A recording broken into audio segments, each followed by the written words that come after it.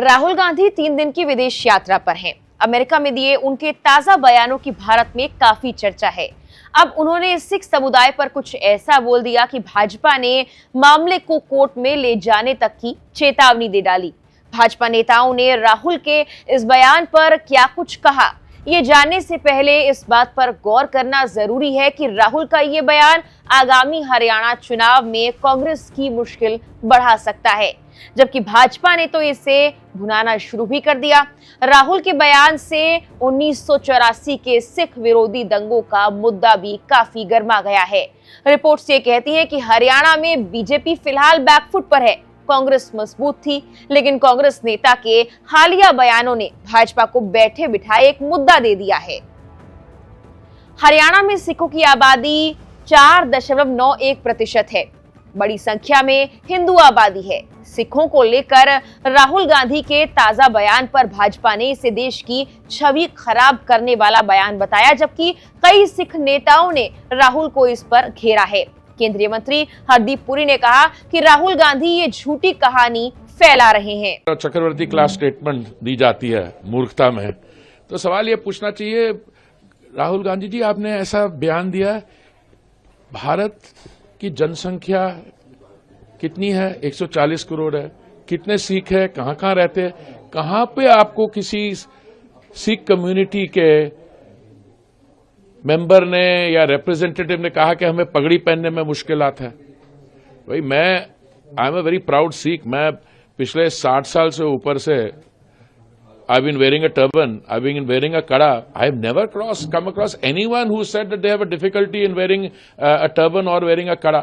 So I think this statement I would not attribute to कि उनको समझ में कम है. I mean, it was in his father's time when a pogrom was carried out. 3,000 हमारी community के लोग in cold blood they were killed. In the grandmother's time दरबार साहब पे हमला हुआ था, तो ये नहीं कि उनको चीज पता नहीं। I thought he was not born and some of the things is unfair to target him for what his grandmother did, but the issue is he should be now he is, I mean युवा नेता कहते हैं उनके बारे, but he is not युवा, he is युवा by a very flexible definition. You understand, he is been in politics long enough, so he should realize that if you are outside the country, even within the country, you make a statement like this, even within the country you will be laughed at. This is a statement which deserves to be condemned in the strongest possible terms, and I think it shows him up that he is not, this is not political immaturity. ये वो क्या कहते थे पप्पू, ये वो वाली चीज नहीं है, ये कुछ और है. ये he is trying to incite my brothers who live outside the country, जो मेहनत से अपनी कमाई करते हैं, उनको देश के बारे में पता नहीं, उनके सामने बैठ के अरे आपको तो पगड़ी बांधने में बड़ी मुश्किल हो रही है. सवाल यह है कि can a person applies to other religion, making generalize statements without any basis, and I think he will be hold up for it. जबकि कांग्रेस की तरफ से इस बयान पर सफाई भी आई. पवन खेड़ा ने राहुल गांधी के अचानक सिखों पर दिए इस बयान की वजह तो नहीं बताई, लेकिन भाजपा पर जमकर पलटवार जरूर किया है. कांग्रेस ने कहा कि नेता प्रतिपक्ष के सच बोलने से भाजपा का पूरा तंत्र घबराया है और लड़खड़ाया हुआ है. कांग्रेस के मीडिया विभाग के प्रमुख पवन खेड़ा ने यह भी कहा कि जब हम सवाल देश में पूछते हैं तो तब भी पूरा विश्व सुनता है. जब प्रधानमंत्री अटपटी बातें करते हैं, जब मन की बात करते हैं, जब कपड़ों से पहचानने की बात करते हैं, जब हिंदू मुसलमान कर रहे होते हैं, तब भी पूरा विश्व सुनता है. कि भाजपा को इतनी समझ नहीं है. खेड़ा ने कहा कि भाजपा हिजाब का विरोध करती है और आज हिजाब की बात है तो कल ये बात सिखों की पगड़ी तक पहुंच ही सकती है. जबकि राहुल गांधी के बयान पर भाजपा प्रवक्ता आरपी सिंह ने राहुल को भारत में सिखों के बारे में अपनी टिप्पणी दोहराने की चुनौती दी है. उन्होंने कहा कि वो उन्हें अदालत में घसीटेंगे. की पगड़ी उतारी जाती थी और कांग्रेस की सरकार के रहते हुए पगड़ी उतारी जाती थी. हर सिख की चेकिंग होती थी और किस प्रकार से दिल्ली के अंदर 3,000 सिखों का कत्लेआम किया, पगड़ियां उतारी, केस काटे, दाढ़ियां काटी, उनके ककार निकाले और उसका तेल डालकर, पेट्रोल डालकर और एक स्पेशल कोई व्हाइट पाउडर डालकर उनको और गले में टायर डालकर उनको जलाया गया. वे ये इस बात को नहीं बताते कि ये उनके रहते हुआ और आज कहीं पे भी किसी भी धर्म के साथ कोई डिस्क्रिमिनेशन नहीं, सबको बराबर है।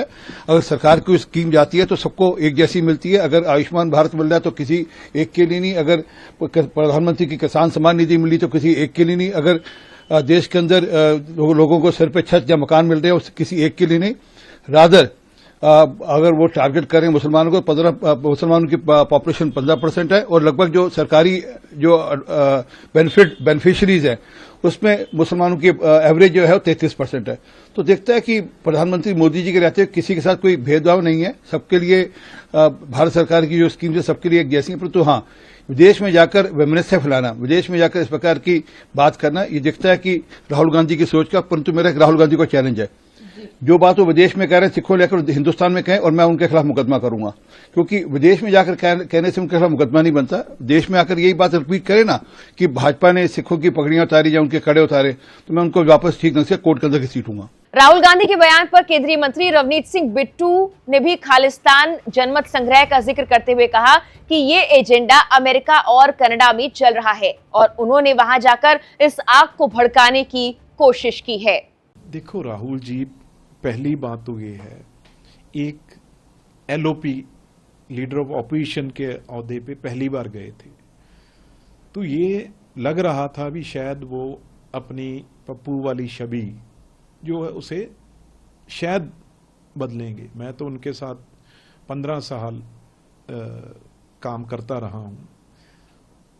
एक बात स्पष्ट है भी, कभी भी उन्हें जो हिंदुस्तान है, भारत है, इंडिया है, वो कभी भी उनको अपना देश लगा नहीं। यहां पे वो कभी कंफर्टेबल फील ही नहीं करते। उनको जब भी वो अमेरिका जाते हैं, जहां कहीं विदेश जाते हैं, क्योंकि वहां के ही वो मतलब ज्यादा टाइम है, जो उनके चाहे रिलेटिव्स हैं, रिश्तेदार हैं, चाहे उनका रहना सहना हुआ है, जो स्टाइल है वो बाहर का है, तो इसलिए बाहर जाके वो ज्यादा ओपन होते हैं, ज्यादा उनको ऐसे लगता है भी मैं अपने परिवार के बीच में बैठा हूं।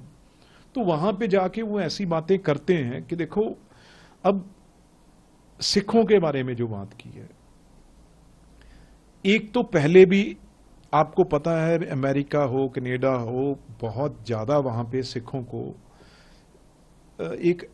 एक बहुत बड़ा एजेंडा वहां पे खालिस्तान का चल रहा है, रेफरेंडम का चल रहा है,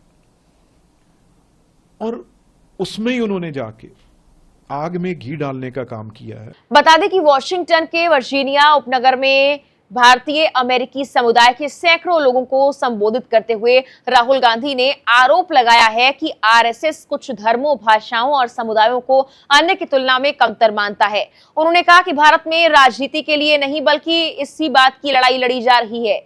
उन्होंने कहा कि सबसे पहले आपको ये समझना होगा कि लड़ाई किस बारे में है। लड़ाई राजनीति के बारे में है ही नहीं। कांग्रेस नेता ने यहां भी कहा कि लड़ाई इस बात की है कि क्या एक सिख को भारत में पगड़ी या कड़ा पहनने का अधिकार है या नहीं, या एक सिख के रूप में वो गुरुद्वारा जा सकता है या फिर नहीं।